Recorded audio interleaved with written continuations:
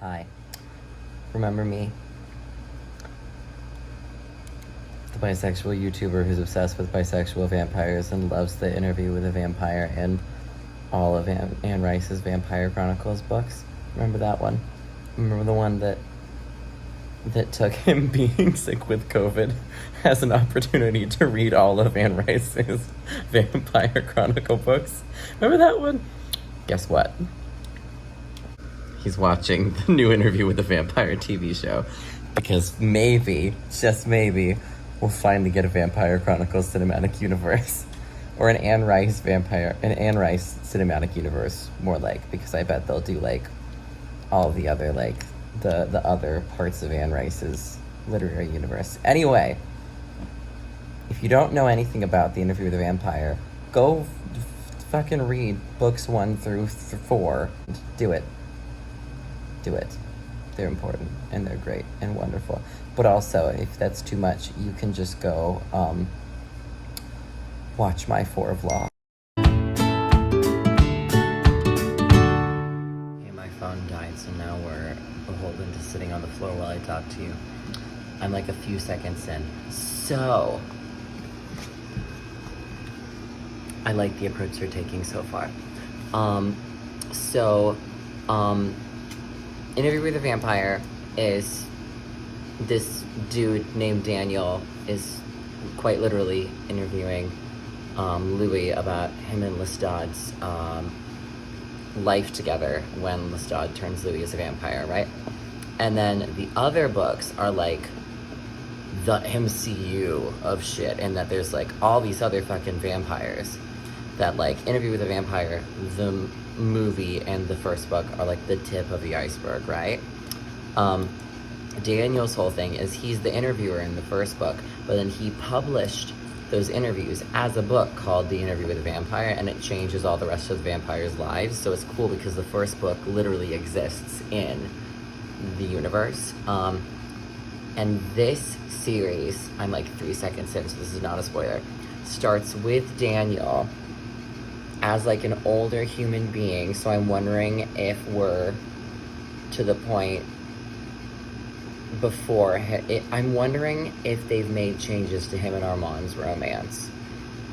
But anyway, Daniel is like an older professor and he's quarantined in COVID, and he gets this box.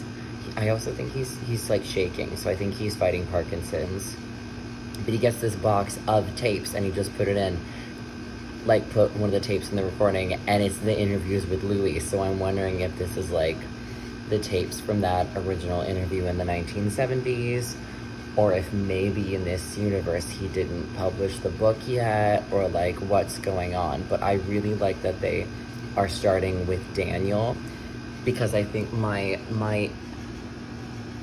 as much as I love the Interview with a Vampire, I have to say that Queen of the Damned is my favorite, because there's all of these wonderful characters, and Interview with a Vampire follows Louie, who in my opinion is the most boring of all the vampires that Anne Rice has created.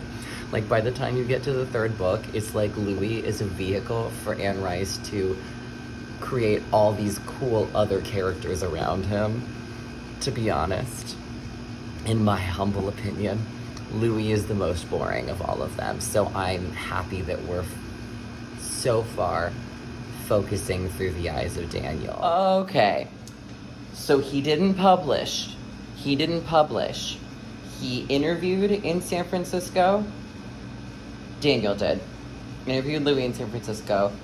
For some reason didn't publish, which changes a lot of the trajectory of these characters. And now there's another interview happening.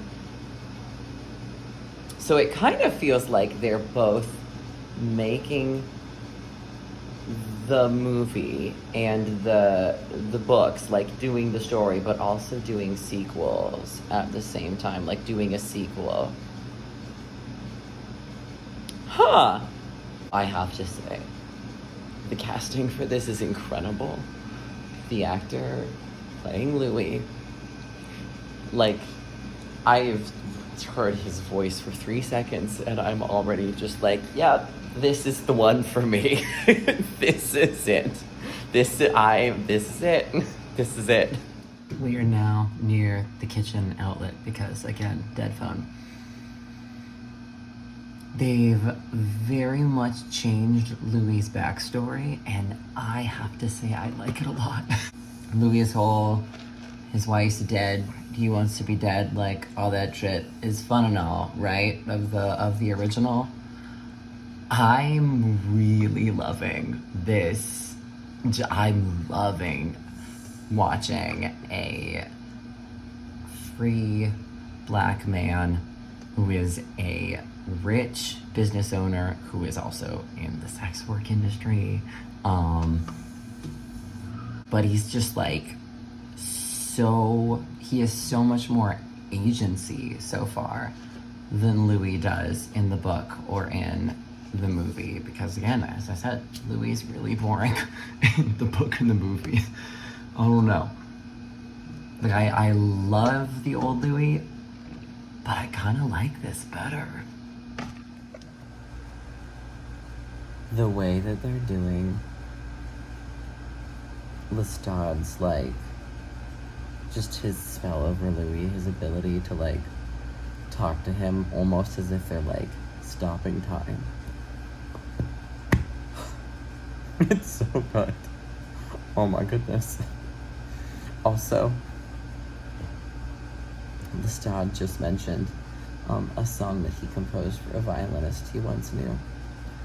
And I really appreciate the slight little tiny nod to Vampire Lestat,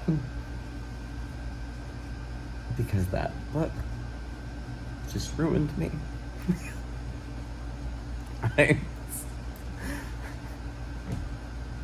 I'm sorry.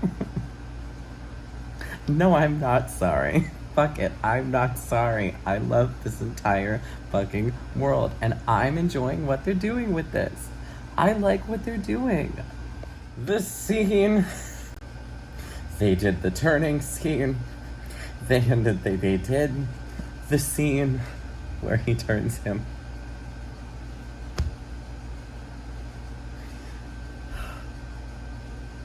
It's so fucking good. It's so hot. It's so romantic. It's so gay. They're actually actively bisexual in this adaptation, like they are in the books. Not what now in my head. In the movie, they are canonically bisexual, which they are. They just don't. It's different. There, it's subtext. Whereas this, they are also in the books actively queer. It's so good. It's so good. It's so good. Yeah, I take it back. They did the first feeding scene, and it was really hot.